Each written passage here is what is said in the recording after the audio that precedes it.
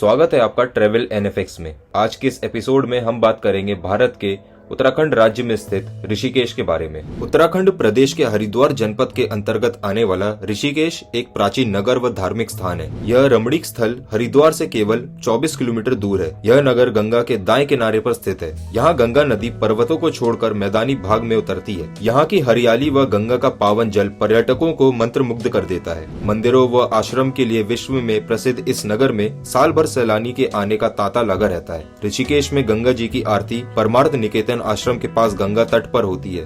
हरिद्वार और बनारस की आरती की तुलना में यह आरती काफी सुलझे और शांतिपूर्ण ढंग से होती है।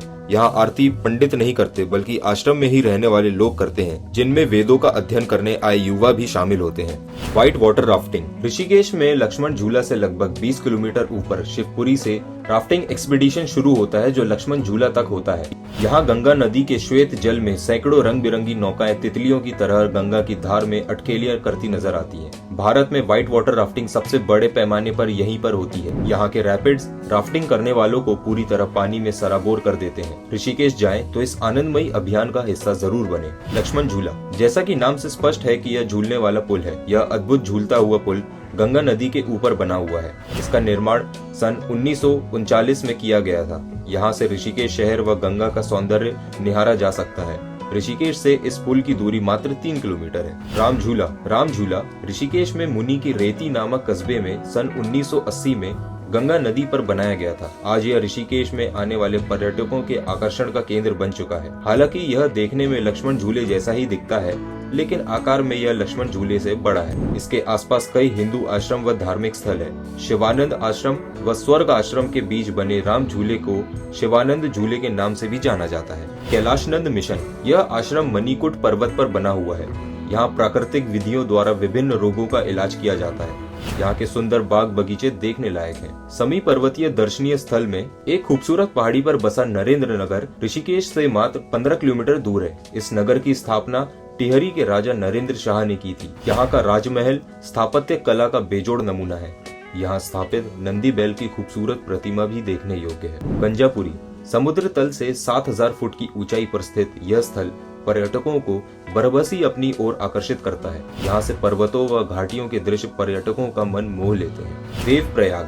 देवप्रयाग उत्तराखंड के 5 प्रयागों में से एक है। यह तीर्थ स्थल ऋषिकेश बद्रीनाथ मार्ग पर अलकनंदा के संगम तट पर बसा हुआ है। यहाँ वन्य जीवन का भरपूर लुत्फ उठाया जा सकता है। देवप्रयाग उत्तराखंड का एक कस्बा है। देवप्रयाग में मंदाकिनी, अलकनंदा और गौमुख से आने वाली भागीरथी का संगम होता है।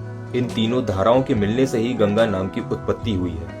देवप्रयाग ब्रह्मा जी की तपोभूमि रहा है। कहा जाता है कि रावण के वध के बाद भगवान राम ने प्रायश्चित के लिए यहाँ तपस्या की थी। वशिष्ठ गुफा एक प्राचीन गुफा है, जहाँ भगवान ब्रह्मा के मानव पुत्र ऋषि वशिष्ठ ने ध्यान किया था। कथाओं के अनुसार ऋषि अपने सभी बच्चों को खोने के बाद बेहद उदास थे और उन्होंने आत्महत्या करने का फैसला किया, लेकिन गंगा नदी ने उन्हें मरने नहीं दिया।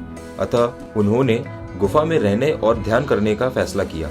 गुफा में एक शिवलिंग भी मौजूद है। स्वर्ग आश्रम को स्वामी विशुद्धानंद की याद में बनवाया गया था। इसे काली कमली वाली के नाम से भी जाना जाता है, क्योंकि वे हमेशा काले रंग का कंबल ओढ़े रहते हैं। राम झूला और लक्ष्मण झूला के बीच स्थित भारत का ये सबसे पुराना आश्रम है। इस आश्रम से सूर्यास्त का नजारा देखने के लिए पर्यटक जुटते हैं। नीलकंठ महादेव मंदिर ऋषिकेश से 12 किलोमीटर दूर स्थित है। यह मंदिर सिल्वन वन में 1670 मीटर भीतर स्थित है।